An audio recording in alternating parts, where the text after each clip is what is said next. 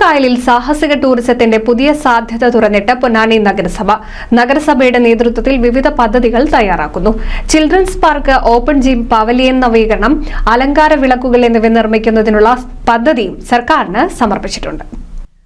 Tourism പദ്ധതി പ്രദേശം ജില്ലാ ടൂറിസം പ്രൊമോഷൻ കൗൺസിൽ നഗരസഭയ്ക്ക് വിട്ടു നൽകിയതോടെയാണ് കായലോരം സന്ദർശകരുടെ പറുദീസയാവാൻ ഒരുങ്ങുന്നത്.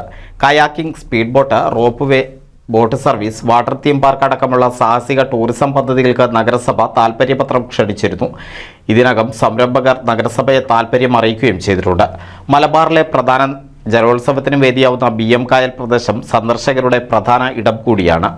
സായാഹ്നങ്ങളിൽ നിരവധി പേരാണ് ഇവിടേക്ക് എത്തുന്നത്. തകർച്ചയിലായിരുന്ന തൂക്കുപാലം 14 ലക്ഷം രൂപ ചെലവിലാണ് നഗരസഭ നവീകരിച്ച് നൽകിയത്.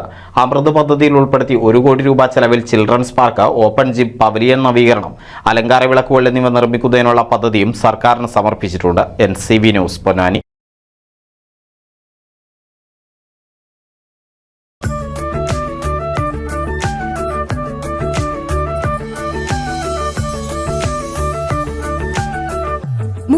വർഷത്തെ വിശ്വസ്ത പാരമ്പര്യവുമായി എന്നും എപ്പോഴും കൂടെയുണ്ടെന്ന വിശ്വാസം. Basith wedding mall, Basith arcade, Poongottukulam, Tirur.